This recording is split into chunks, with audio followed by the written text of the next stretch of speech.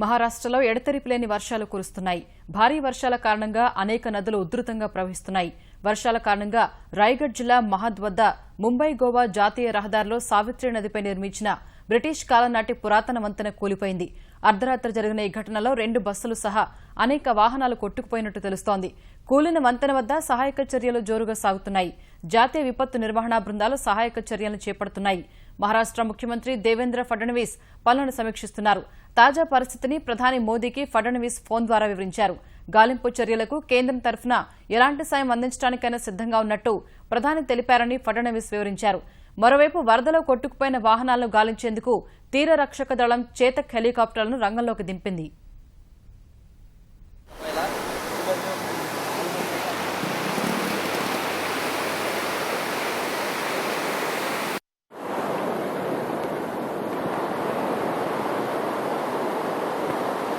सगळ्यांच्या देखत पडला ना, सगळ्यांच्या देखत पडला हा.